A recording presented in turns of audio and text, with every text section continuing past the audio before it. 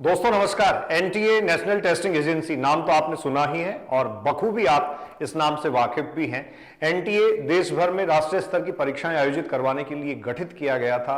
अपने आप में एक ऑटोनोमस बॉडी है, लेकिन एनटीए पर लगातार बढ़ता हुआ भार, एनटीए पर परीक्षाओं की लगातार बढ़ती हुई जिम्मेदारी ने एनटीए पर कहीं ना कहीं क्वेश्चन मार्क जरूर लगा दिया है।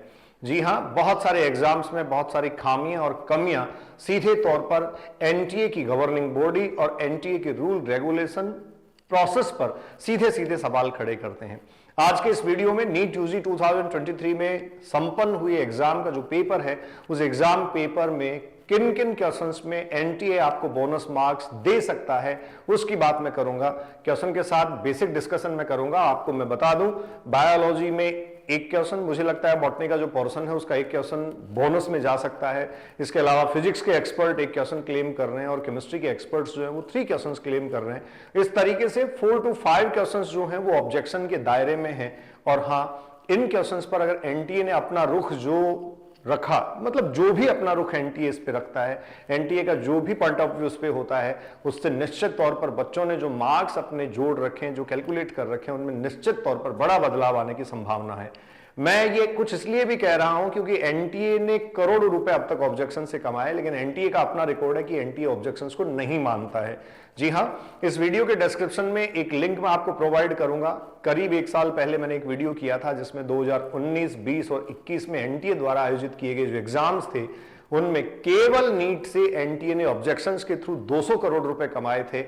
एनटीए की करोड़ों की कमाई, लेकिन फिर भी बच्चों की कहीं किसी तौर पर यह काम नहीं आई। आज आपके सामने पेपर E6 में ओपन कर रहा हूं। पेपर का कोड है E6, उसके कुछ क्वेश्चंस हैं जिनमें आपको बोनस मार्क्स मिल सकते हैं। और साथ में यह भी बताता चलूं, बोनस मार्क्स किन स्टूडेंट्स को मिलेंगे। सेक्शन ए में सभी स्टूडेंट्स को बोनस मार्क्स मिलते हैं, जबकि सेक्शन बी में बोनस मार्क्स का बेनिफिट उन्हीं स्टूडेंट्स को मिलता है जिन्होंने सेक्शन बी का वो क्वेश्चन, वो पर्टिकुलर क्वेश्चन अटेम्प्ट लिया था। जी हां, आइए पेपर पर चलते हैं। हाँ जी स्टूडेंट्स, तो सबसे पहले हम देख रहे हैं physics. Paper code E6 paper बच्चों मैंने आपके सामने ओपन किया है। पेपर E6 है और ये फिजिक्स का जो पोर्शन है ये आपके सामने खुला है। क्वेश्चन नंबर 32 जो है, द रेशियो ऑफ रेडियस, ये जो क्वेश्चन है फिजिक्स का, मैंने जितने फिजिक्स के एक्सपर्ट से बात करी, जिन टीचर से डिस्कस किया, एग्जैक्टली इस क्वेश्चन पे देखिए स्टार मार्क किया गया है। 1 नंबर आंसर दिया है, बहुत सारे इंस्टीट्यूशंस ने दिया है, एक्सपर्ट्स भी दे रहे हैं, लेकिन इसको बोनस की कैटेगरी में रखा गया है। ये बोनस होना चाहिए क्योंकि यहां जो दिया गया आंसर है वो एग्जैक्टली कोई भी मैच नहीं करता। तो सबसे पहला एक सवाल जो फिजिक्स में है, इसका बेनिफिट किसको मिलेगा अगर ये बोनस होता है। ध्यान रखें, ये सेक्शन ए का क्वेश्चन है बच्चों। सेक्शन ए में जो क्वेश्चन होता है उसका सभी को बेनिफिट मिलता है। तो आप चेक कर लें कि आपका ये जो क्वेश्चन है, ये अगर बोनस होता है तो डेफिनेटली इसका बेनिफिट सबको मिलेगा। फिजिक्स के बाद अगली दिक्कत जो है वो केमिस्ट्री के कुछ क्वेश्चंस में है। मैं केमिस्ट्री के क्वेश्चंस पे आ रहा हूं बच्चों। केमिस्ट्री में 6-1, इस पेपर के कोड के अकॉर्डिंग मैं 6-1 पे चल रहा हूं। उसके बाद 8-0 है, उसके बाद 9-4 है। हाँ जी स्टूडेंट्स, तो नेक्स्ट क्वेश्चन है 6-1।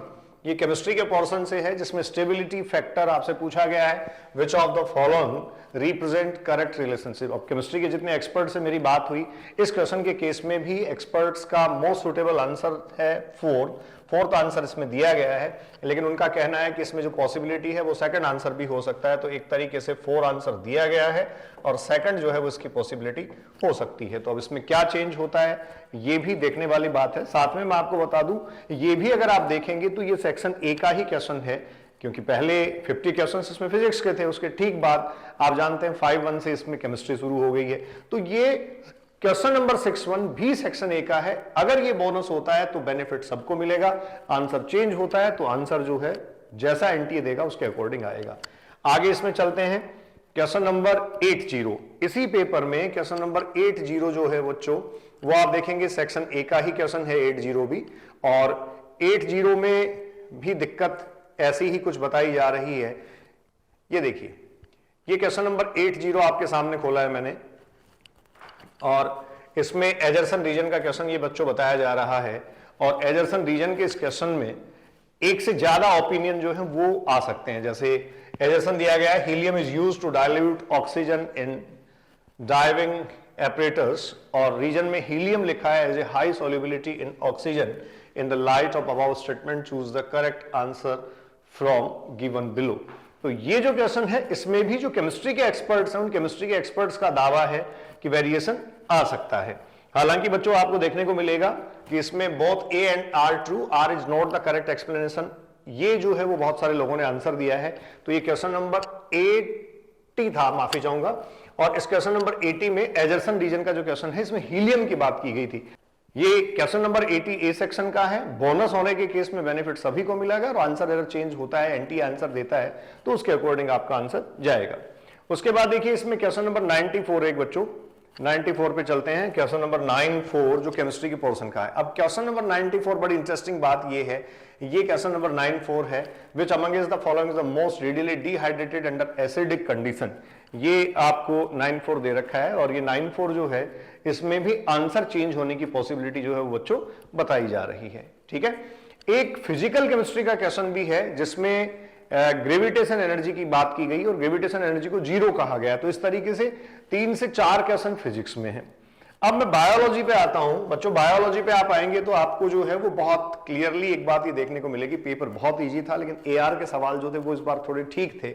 और साथ में एक क्वेश्चन मैं आपको बता दूं जो 111 है इस पेपर का, 111 ये देखिए 111 के बोनस होने की पॉसिबिलिटी मैं क्यों आपसे डिस्कस कर रहा हूं। देखो इसको क्यों बोनस किया जा सकता है, इसका बहुत क्लियर रीजन मैं आपके साथ शेयर कर रहा हूं।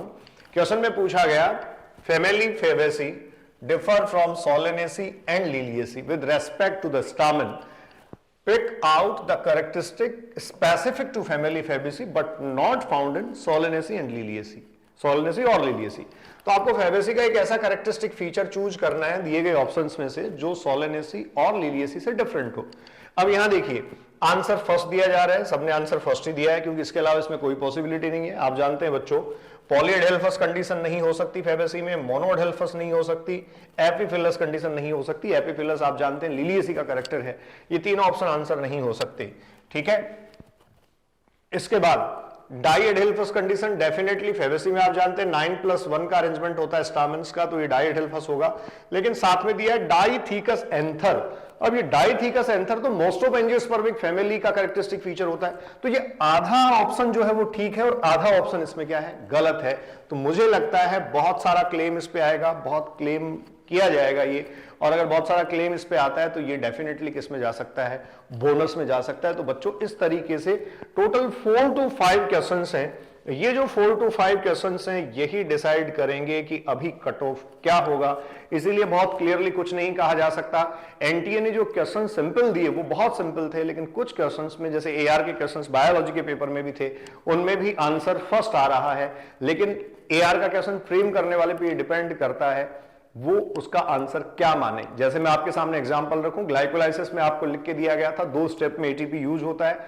अब एटीपी यूज क्यों होता है, वो एक तरीके से सबस्ट्रेट को एक्टिवेट करने के लिए, फोस्फोराइलेट करने के लिए यूज होता है, ऐसा उसमें नहीं लिख के उसने सबस्ट्रेट के साथ फोस्फेट लगा के लिख दिया, ग्लूकोज 6 फोस्फेट, फ्रक्टोज 1,6 फोस्फेट। वो सही है लेकिन वो मानता है या नहीं मानता है ये देखने वाली बात है। खैर आप ये ध्यान रखें आपका स्कोर क्या आ रहा है। सेक्शन ए के क्वेश्चन का बेनिफिट बोनस अगर होता है तो सबको मिलता है, लेकिन सेक्शन बी के स्कोर का बेनिफिट मतलब उसके बोनस मार्क्स का बेनिफिट केवल उन्हीं स्टूडेंट्स को मिलता है जिन्होंने अटेम्प्ट किया था। तो देखिएगा एनटीए क्या आपको बेनिफिट दे सकता है या एनटीए क्या बोनस करता है। वैसे एनटीए का अब तक का जो ट्रेंड है उसके अकॉर्डिंग एनटीए बोनस नहीं करता है। एनटीए बच्चों के फेवर में लास्ट टाइम तक एग्जाम के आंसर की के पॉइंट ऑफ व्यू से नहीं जाता, ये उसका अपना अब तक का ट्रैक रिकॉर्ड है।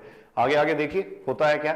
Enjoy your life, be safe, thank you. मैं बल्डोदी अभिव्यक्ति के माध्यम से आपसे मुखातिब हो रहा था। नीट से रिलेटेड स्पेसिफिक इंफॉर्मेशन ऑथेंटिकेशन के साथ बिल्कुल अधिकृत सूचनाओं के लिए आप मुझसे जुड़िए। हमारे चैनल पे आपको सारा वो कंटेंट मिलेगा जो ऑथोराइज्ड है, लीगल है और स्टूडेंट्स को दिग्भ्रमित करने के बजाय स्टूडेंट्स की परेशानी सॉल्व करने के लिए है। Thank you.